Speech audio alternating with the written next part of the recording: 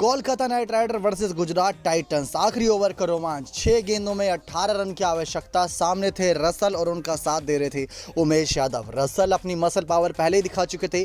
5 छक्के जड़कर मैदान पर खड़े थे। बेहतरीन 42 रन के स्कोर पर थे, लेकिन आखिरी ओवर 18 रन की दरकार। सांसें रोक देने वाला ये मुकाबला नेल बाइटिंग था, क्योंकि पिछले कुछ मुकाबले अगर केकेआर के देखे जाएं तो लास्ट वाला मुकाबला भी 6 गेंदों में 11 रन की आवश्यकता थी। वहां पर बहुत बेहतरीन जीत आखिरी के ओवर में टीम सामने दर्ज करी थी, जब कहीं ना कहीं वो मुकाबला राजस्थान रॉयल्स हार सकती थी, लेकिन आखिरी ओवर में बाजी पलट गई। ठीक वैसे ही इस मुकाबले में भी आखिरी ओवर में बाजी पलट गई और गुजरात टाइटंस आखिरी ओवर में जीतने में कामयाब रही। दोस्तों, तस्वीर तो 19वें ओवर के बाद ही बदली थी, जब Kolkata knight rider 128 run 7 wicket के नुकसान पर थी। उसके बाद 19वां ओवर डालने आए यश दयाल के ओवर में एक बेहतरीन छक्का जड़ा था रसल ने, वहाँ से करीब 10 रन बटोरे थे, लेकिन आखिरी ओवर में जीत के लिए 18 रन की आवश्यकता थी। अल्जारी जोसेफ सामने थे। अल्जारी जोसेफ के सामने रसल थे।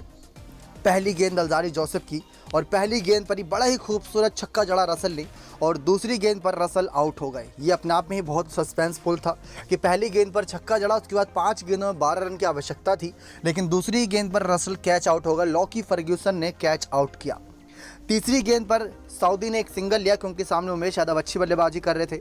अब टीम केकेआर को यहां से 3 गेंदों में 11 रन की दरकार थी, लेकिन अल्जारी जोसेफ की चौथी गेंद पर उमेश यादव 2 रन दौड़े। यहां से 9 रन की आवश्यकता थी लास्ट की 2 गेंदों पर, लेकिन 5वीं गेंद पर कोई रन नहीं आया और 6ठी गेंद पर भी कोई रन नहीं आया। इस तरीके से 20 ओवर की खेल की समाप्ति तक कोलकाता का स्कोर 148 रन 8 विकेट के नुकसान पर पहुंचा और टीम गुजरात टाइटंस, जिन्होंने सिर्फ 156 रन बनाए थे, उन्होंने ये डिफेंड भी कर लिया और 8 रन से इस मुकाबले में जीत हासिल करी।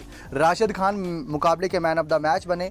रसल ने दोस्तों पहले 1 ओवर में 5 रन देते हुए 4 विकेट चटकाई। दूसरी तरफ हार्दिक पांड्या ने 49 गेंदों में 67 रन की पारी खेली, तो वृद्धिमान शाह ने भी 25 गेंदों पर 25 रन बनाए, लेकिन केकेआर के बल्लेबाज रिंकू सिंह ने दमखम दिखाया। 28 गेंदों पर 35 रन, 4 चौके, 1 छक्के की मदद से तब वो पारी आई जब विकेट लगातार गिर रही थी। कोलकाता के 4 विकेट 34 रन पर गिर चुके थे, लेकिन उसके बाद वेंकटेश अय्यर, जिन्होंने इस सीजन काफ़ी निराश किया है, 17 गेंदों पर सिर्फ 17 रन बना पाए और आंद्रे रसल ने 25 गेंदों पर 48 रन की पारी, 1 चौके, 6 छक्के और 192 के स्ट्राइक रेट से खेली। अल्जारी जोसेफ ने इनका आखिरी ओवर में विकेट लिया था।